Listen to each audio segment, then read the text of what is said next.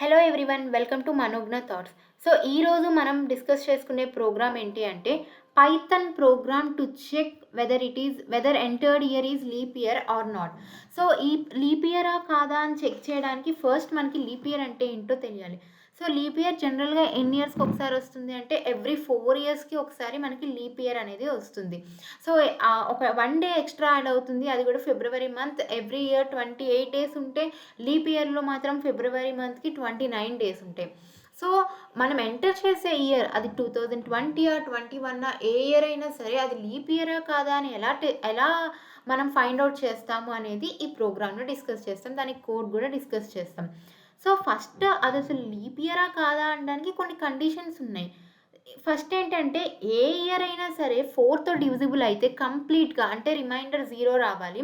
4తో divisible అయితే కంప్లీట్గా, then we can tell it is leap year. But there are some conditions. 4తో divide అయ్యే అన్ని ఇయర్స్ కూడా లీప్ ఇయర్ అవ్వవు. ఇందులో మళ్ళీ కండిషన్స్ ఉన్నాయి. ఏంటి? ఒక ఇయర్ 4తో ఏదైనా మనం ఎంటర్ చేసే ఇయర్ 4తో డివిజిబుల్ అయ్యి అది ఒకవేళ 100తో డివిజిబుల్ అవ్వకుండా ఉంటే అది లీప్ ఇయర్. ఓకే, అర్థమైందా? ఒక ఇయర్ ఏదైతే ఇయర్ 4తో డివిజిబుల్ అయ్యి అండ్ 100తో డివిజిబుల్ అవ్వకుండా ఉంటే అది లీప్ ఇయర్.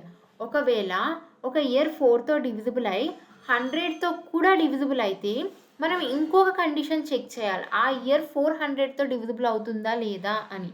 ఓకే, ఒకవేళ 400తో డివిజిబుల్ అయితే then it is leap year. ఒకవేళ 400తో డివిజిబుల్ అవ్వకపోతే it's not leap year. So కొంచెం జాగ్రత్తగా అర్థం చేసుకుంటే ఈజీ ఇది.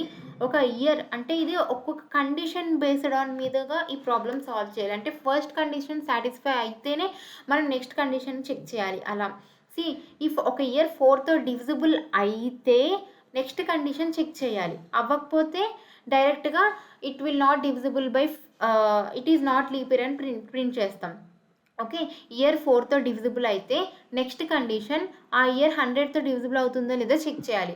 ఒకవేళ 100తో డివిజిబుల్ అయితే థర్డ్ కండిషన్ చెక్ చేయాలి. 100తో డివిజిబుల్ కాకపోతే then it is leap year. Okay, ఒకవేళ ఈ 2 కండిషన్స్ సాటిస్ఫై అయ్యాయి అంటే ఒక ఇయర్ 4తో డివిజిబుల్ అయింది అండ్ ఇయర్ 100తో కూడా డివిజిబుల్ అయింది. సో మనం థర్డ్ కండిషన్ చెక్ చేయాలి, అది 400తో డివిజిబుల్ అవుతుందో లేదా అని. ఒకవేళ 400తో డివిజిబుల్ అయితే ఇట్స్ ఏ లీప్ ఇయర్. 400తో డివిజిబుల్ అవ్వకపోతే it's not a leap year. So ప్రోగ్రామ్లో క్లియర్గా అర్థమవుతుంది, ఒకవేళ ఇక్కడ అర్థం కాకపోయినా. సో ఇక్కడ మీకు క్లియర్గా రాశాను. ఇఫ్ ఎస్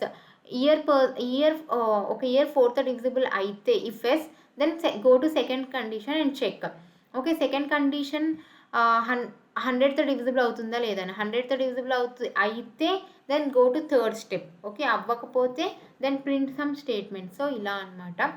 సో ఇది క్లియర్గా మీకు కోడ్ ఎక్స్ప్లెయిన్ చేసేటప్పుడు అర్థమవుతుంది. సో దీనికి నేను యూజ్ చేసింది ఏంటి అంటే నేను నెస్టెడ్ ఇఫ్స్ని యూజ్ చేస్తున్నాను. అసలు నెస్టెడ్ ఇఫ్స్ని ఎందుకు యూజ్ చేయాలి? అసలు నెస్టెడ్ ఇఫ్ అంటే ఏంటి అంటే ఇఫ్ లోపల ఇంకొక if. Okay, one if condition is inside if like I will tell you. One if condition is inside other if condition. So nested ఇఫ్సే ఎందుకు యూజ్ చేస్తున్నాను అంటే ఒక ఇఫ్ కండిషన్ ట్రూ అయితేనే then go to other condition, ఇంకొక ఇఫ్ని check చేయడానికి వెళ్ళాలి. ఇంకొక ఇఫ్ ట్రూ అయితేనే ఇంకొక ఇఫ్ని చెక్ చేయడానికి వెళ్ళాలి. సో అది మీకు ప్రోగ్రామ్లో ఎక్స్ప్లెయిన్ చేస్తే ఈజీగా అర్థమవుతుంది. అసలు ఎందుకు నెస్టెడ్ ఇఫ్స్ అంటే కొన్నిసార్లు మనం కండిషన్ బేస్డ్ ఆన్ మీద చెక్ చేయాల్సి వస్తుంది, కండిషన్ బేస్డ్ ఆన్ మీద ఎగ్జిక్యూట్ చేయాల్సి వస్తుంది. ఒక కండిషన్ ట్రూ అయితేనే మనం ఇంకో కండిషన్ చెక్ చేయాలి, ఆ కండిషన్ కూడా ట్రూ అయితేనే మనం ఇంకో కండిషన్ చెక్ చేయాలి. అలా కొన్నిసార్లు మనం కండిషన్ బేస్డ్ ఆన్ మీద రన్ అవుతాయి కొన్ని ప్రోగ్రామ్స్ అనేవి. సో మనకి లైవ్ అప్లికేషన్ తీసుకుంటే బెస్ట్ ఎగ్జాంపుల్, మనం హాస్పిటల్కి వెళ్ళాక ఓపీ అనేది తీసుకుంటాం. ఓకే, ఓపీ తీసుకున్న వాళ్ళని మాత్రమే డాక్టర్ రూమ్కి అలో చేస్తారు. ఓకే, చెక్ చేయించుకోవడానికి. డాక్టర్ రూమ్ అలో అయిన వాళ్ళు మాత్రమే డాక్టర్ చెక్ చేస్తారు. సో కండిషన్ అంటే ఓపీ తీసుకోకపోతే అలో చేయరు, ముందుగా అక్కడ చెక్ చేస్తారు. సో కండిషన్ లైవ్ ఎగ్జాంపుల్ ఇలాంటి వాటికి మనం ఈ నెస్టెడ్ ఇఫ్స్ని యూజ్ చేస్తాం. ఒక కండిషన్ సాటిస్ఫై అయితేనే ఇంకో కండిషన్కి వెళ్తాం, లేకపోతే వెళ్ళాం. ఇంకో కండిషన్ కూడా సాటిస్ఫై అయితేనే ఇంకో కండిషన్ వెళ్తాం. సో ఎలా అయితే హాస్పిటల్స్లో ఓపీ తీసుకున్న వాళ్ళనే డాక్టర్ రూమ్కి పంపిస్తారు, డాక్టర్ రూమ్కి పంపించిన వాళ్ళకే డాక్టర్ చెక్ చేస్తారు వాళ్ళ ప్రాబ్లం ఏంటి అని. సో ఇక్కడ మనం నెస్టెడ్ ఇఫ్స్ అనేవి యూస్ చేస్తాం. సో ఇలా చెప్తే కంటే ఇంకా ప్రోగ్రామ్లో ఇంకా క్లారిటీగా అర్థమవుతుంది. సో ఫస్ట్ అయితే మనం ఒక ఇయర్ అనేది ఎంటర్ చేయాలి. ఇన్పుట్ మనకి ఇన్పుట్ ఏం కావాలి, మనం ఒక ఇయర్ అనేది ఎంటర్ చేయాలి. మనకు అవుట్పుట్ ఏం కావాలి, అది లీప్ ఇయరా కాదా అనేది చెప్పాలి. సో ఫస్ట్ ఆఫ్ ఆల్ మనకైతే ఒక ఇన్పుట్ అనేది కావాలి. సో ఇన్పుట్కి ఇన్పుట్ ఫంక్షన్ యూజ్ చేసుకొని మనం ఒక ఇయర్ అనే ఇన్పుట్ని ఎంటర్ చేస్తున్నాము. సో ఇన్పుట్ ఫంక్షన్ని యూజ్ చేస్తున్నాను. అండ్ పైథాన్ 3లో ఇన్పుట్ ఫంక్షన్ స్ట్రింగ్ వాల్యూని రిటర్న్ చేస్తుంది.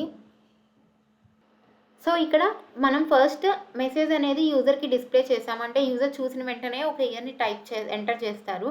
సో ఇన్పుట్ ఫంక్షన్ యూజ్ చేసాం దానికి. జనరల్గా పైథాన్ 3 అనేది ఇన్పుట్ ఫంక్షన్ స్ట్రింగ్ వాల్యూని రిటర్న్ చేస్తుంది.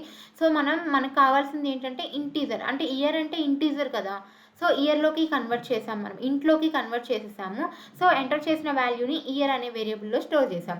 సో మన నెక్స్ట్ కండిషన్ మనం ఆల్రెడీ చెప్పుకున్నాం, ఇక్కడ మనం నెస్టెడ్ ఇఫ్ యూజ్ చేస్తామని. సో ఫస్ట్ కండిషన్ ఏంటి, అది 4తో డివిజిబుల్, ఒక ఇయర్ 4తో డివిజిబుల్ అవుతుందా లేదా అని చెక్ చేయాలి. ఏదైతే యూజర్ ఎంటర్ చేస్తారో ఆ ఇయర్ 4తో డివిజిబుల్ అవుతుందా లేదా అనేది చెక్ చేయాలి. If year divisible by 4 is equals to 0, ఇది ఫస్ట్ కండిషన్. ఓకే, ఈ కండిషన్ సాటిస్ఫై అయితేనే నెక్స్ట్ కండిషన్కి వెళ్తుంది, next if condition. Okay, next if condition ఏంటి, if year percent 100 is equals to 0.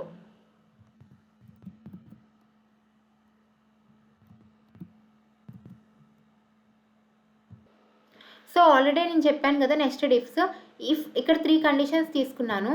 So ఒక్కొక్క కండిషన్ మీద డిపెండ్ అవుతుంది. ఇఫ్ ఇయర్ మనం ఎంటర్ చేసిన ఇయర్ 0కి రిమైండర్ ఏమీ లేకుండా వస్తే, ఓకే, కంప్లీట్గా డివిజిబుల్ అయితే దెన్ ఈ కండిషన్ చెక్ చేస్తుంది. ఈ కండిషన్ కూడా కంప్లీట్గా ట్రూ అయితే ఈ కండిషన్ చెక్ చేస్తుంది. వాట్ ఇఫ్ ఈ కండిషన్ కూడా ట్రూ అయితే, ఓకే, 3 కండిషన్స్ ట్రూ అయితే ఏంటి అంటే print year is leap year, print year is leap year, entered year is leap year. So I'm typing like this, year is leap year. So double కొటేషన్స్లో ఉన్నవి మీకు యాస్టీస్ print అవుతుంది, double కొటేషన్స్లో లేనిది ఇక్కడ లేదు కదా. సో ఇదే ఏంటంటే మనకి వాల్యూ అనేది ప్రింట్ అవుతుంది. సో ఆ 2కి డిఫరెన్షియేట్గా మనం కామా అనేది పెట్టుకోవాలి. సో ఇక్కడ అర్థమైందా, ఈ కండిషన్ ట్రూ అయితే మీరు ఈ కండిషన్కి వెళ్తున్నారు, ఈ కండిషన్ కూడా ట్రూ అయితే ఈ కండిషన్కి వెళ్తున్నారు, ఈ కండిషన్ కూడా ట్రూ అయితే దెన్ ఆ ఇయర్ లీప్ ఇయర్. ఓకే, అంటే అది 4తో డివిజిబుల్ అయ్యి, అది 100తో డివిజిబుల్ అయ్యి, అది 400తో కూడా డివిజిబుల్ అయితేనే ఆ year leap year. Okay, what if next statements చూద్దాం. ఇక్కడ ఒక ఇయర్ 4తో డివిజిబుల్ అయింది అండ్ 100తో డివిజిబుల్ అయింది, బట్ ఈ 400తో డివిజిబుల్ అవ్వలేదు. ఓకే, 400తో డివిజిబుల్ అయితేనే అది లీప్ ఇయర్ అని ప్రింట్ చేస్తాం. ఓకే, అందుకే ఒకవేళ ఈ కండిషన్ అనేది ఫాల్స్ అయితే ఎల్స్ బ్లాక్ ఎగ్జిక్యూట్ అవుతుంది. ఒకవేళ 400తో డివిజిబుల్ అవ్వకపోతే దెన్ మనకేంటి, ఇయర్ అనేది నాట్ లీప్ ఇయర్ అని ప్రింట్ చేస్తాం ఇలాగా. ఓకే, ఈ కండిషన్ ఫెయిల్ అయితే ఎల్స్ బ్లాక్ ఎగ్జిక్యూట్ అవుతుంది, ఎల్స్లో year not a leap year. So year not a leap year ఎప్పుడు ప్రింట్ అవుతుంది అంటే అది ఇయర్ 4తో డివిజిబుల్ అయ్యి 100తో డివిజిబుల్ అయ్యి 400తో డివిజిబుల్ అవ్వకుండా ఉన్నప్పుడు it's not a leap year. Okay, మనము ఇది ఫెయిల్ అయితే ఏ బ్లాక్ ఎగ్జిక్యూట్ అవుతుందో చూసాం. సో ఇప్పుడు ఏంటంటే ఇది ఫెయిల్ అయితే, ఈ ఇఫ్ బ్లాక్ ఫెయిల్ అయితే, ఈ ఇఫ్ కండిషన్ ఫెయిల్ అయితే ఏం ఎగ్జిక్యూట్ అవుతుందో చూద్దాం. సో ఇక్కడ ఇండెంటేషన్ చాలా ఇంపార్టెంట్. ఇక్కడ ఇఫ్కి ఈ ఇండెంటేషన్స్లోనే ఉండాలి, ప్రతిదీ ఇండెంటేషన్ చాలా ఇంపార్టెంట్. సో ఇక్కడ ఎల్స్ బ్లాక్. సో ఇది ఫైనల్ కోడ్. ఒకవేళ ఈ ఇఫ్ కండిషన్ అనేది ఫెయిల్ అయితే డైరెక్ట్గా ఈ ఎల్స్ అనేది ఎగ్జిక్యూట్ అవుతుంది. ఇందులో year is leap year. So year is leap year అంటే ఏంటి, ఇయర్ అనేది 4తో డివిజిబుల్ అయ్యి ఉండాలి అండ్ 100తో డివిజిబుల్ అవ్వకుండా ఉన్నప్పుడు ఇయర్ అనేది ప్రింట్ అవుతుంది. ఓకే, అలాగే ఒకవేళ ఈ ఇఫ్ కండిషనే ఫెయిల్ అయిపోతే, అంటే ఇయర్ అనేది 4తో డివిజిబుల్ అవ్వకపోతే ఎల్స్ బ్లాక్ ఎగ్జిక్యూట్ అవుతుంది. ఎల్స్లో మనకి year not a leap year అని ప్రింట్ అవుతుంది. సో మళ్ళీ ఒకసారి చూద్దాం ఎలా ఈ ప్రోగ్రామ్ రాసాము అనేది. ఫస్ట్ ఒక ఇయర్ అయితే ఎంటర్ చేయాలి, దానికోసం మనం ఇన్పుట్ ఇచ్చాము. సో ఇది ఇఫ్ కండిషన్స్ బేస్డ్, అంటే ఒక కండిషన్ ట్రూ అయితేనే ఇంకొక కండిషన్ చెక్ చేయాలి, ఆ సెకండ్ కండిషన్ ట్రూ అయితేనే ఇంకొక కండిషన్ చెక్ చేయాలి. సో ఇది నెస్టెడ్ ఇఫ్స్, వాటి యూజ్ దీనికి. సో ఈ ప్రోగ్రాంలో మనం నెస్టెడ్ ఇఫ్సే యూజ్ చేస్తాం. సో ఇక్కడ ఇఫ్ ఒక ఇయర్ అనేది 4తో డివిజిబుల్ అయితే ఈ కండిషన్ చెక్ చేస్తాము. ఒకవేళ ఇఫ్ ఇది 4తో డివిజిబుల్ అవ్వకపోతే ఎంటర్ చేసిన ఇయర్ డైరెక్ట్గా ఎల్స్ బ్లాక్ ఎగ్జిక్యూట్ అవుతుంది. ఎల్స్లో ఏముంది, it's not a leap year. Okay, ఇది ఫస్ట్ దానికి. ఓకే, మన సెకండ్ స్టెప్ ఏంటి, ఇది ఒక ఇయర్ ఎంటర్ చేసిన ఇయర్ 4తో డివిజిబుల్ అయితే ఈ కండిషన్ చెక్ చేస్తాం. ఓకే, ఆ ఇయర్ 100తో డివిజిబుల్ అవుతుందా లేదా అని. ఒకవేళ 100తో డివిజిబుల్ అవ్వకపోతే ఈ ఎల్స్ బ్లాక్ ఎగ్జిక్యూట్ అవుతుంది. అంటే print it is a leap year. Print it is a leap year అంటే అది 4తో డివిజిబుల్ అయ్యింది అండ్ 100తో డివిజిబుల్ అవ్వలేదు. సో అప్పుడు print that year is leap year. Okay, ఇక్కడ ఈ ఎంటర్ చేసిన ఈ కండిషన్ ట్రూ అయితే, అంటే మనం ఎంటర్ చేసిన ఇయర్ 100తో డివిజిబుల్ అయితే మనం నెక్స్ట్ కండిషన్ చెక్ చేయాలి, అది ఆ ఇయర్ 400తో డివిజిబుల్ అవుతుందా లేదా అని. 400తో డివిజిబుల్ అయితే print it is a leap year. ఒకవేళ 400తో అంటే ఈ కండిషన్ అనేది ఫాల్స్ అయితే, ఈ కండిషన్ అనేది ట్రూ అవ్వకుండా ఫాల్స్ అయితే దెన్ ఈ ఎల్స్ బ్లాక్ ఎగ్జిక్యూట్ అవుతుంది. ఈ ఎల్స్లో ఏముంది, ఇట్స్ ఎంటర్ చేసిన year not a leap year. So ఒక ఇయర్ ఎప్పుడు లీప్ ఇయర్ అవుతుంది అంటే అది 4తో డివిజిబుల్ అయ్యి 400తో డివిజిబుల్ అయినప్పుడు, అంటే 4తో డివిజిబుల్ అయ్యి 100తో డివిజిబుల్ అయ్యి 400తో డివిజిబుల్ అయినప్పుడు అది లీప్ ఇయర్. ఓకే, ఒక ఇయర్ ఎప్పుడు లీప్ ఇయర్ అవ్వకుండా ఉంటుంది అంటే అది ఆ ఇయర్ ఏదైతే ఎంటర్ చేస్తామో ఆ ఇయర్ 4తో డివిజిబుల్ అయ్యి 100తో డివిజిబుల్ అయ్యి 400తో డివిజిబుల్ అవ్వకుండా ఉంటే అది లీప్ ఇయర్.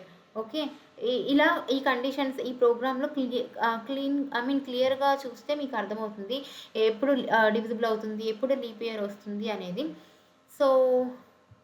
సో ఫైనల్గా అసలు లీప్ ఇయర్ ఎప్పుడెప్పుడు అవుతుంది అంటే సింపుల్గా 2 స్టెప్స్లో డిఫైన్ చేయొచ్చు.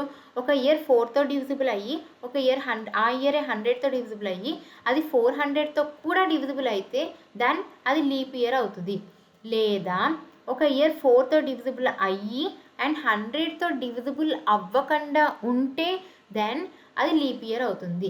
ఓకే, ఈ 2 కేసెస్లో మాత్రం లీప్ ఇయర్ అవుతుంది, మిగతా కేసెస్ అన్నీ నాట్ ఏ లీప్ ఇయర్. ఓకేనా, సింపుల్గా ఇంతే. ఇప్పుడు మనం రన్ చేసి చూద్దాం ఆన్సర్ ఎంత వస్తుందో, కరెక్ట్ అవుట్పుట్ వస్తుందో లేదో చెక్ చేద్దాం. సో ఇక్కడ మీకు ఎంటర్ ఇయర్ అని వచ్చింది. For example I'm entering 2021. Okay, current year 2021. 2021 is not a leap year. So ఇలా మీకు అవుట్పుట్ అనేది జనరేట్ అవుతుంది. సో నేను మళ్ళీ రన్ చేస్తున్నాను. సో రన్ చేస్తే ఇక్కడ ఇంకొక ఇయర్ ఎంటర్ చేయమంటుంది. సో నేను లైక్ 1600 తీసుకుంటున్నాను. సో ఇది 1600 అంటే 100తో డివిజిబుల్ అవుతుంది అండ్ 400తో కూడా డివిజిబుల్ అవుతుంది. So this is leap year. Okay, and I'm taking like 1700. ఇది చూడండి 1700 అనేది 100తో డివిజిబుల్ అవుతుంది బట్ 400తో డివిజిబుల్ అవ్వదు. చూసారా, ఇది not a leap year. Okay, 100తో డివిజిబుల్ అయ్యి 400తో డివిజిబుల్ అయితేనే లీప్ ఇయర్. ఓకేనా, ఇలా మీరు మీకు నచ్చిన ఇయర్స్ ఎంటర్ చేసి అది లీప్ ఇయరా కాదా అనేది ఫైండ్ అవుట్ చేసుకోండి. So that's all for this day. Thank you for watching this video.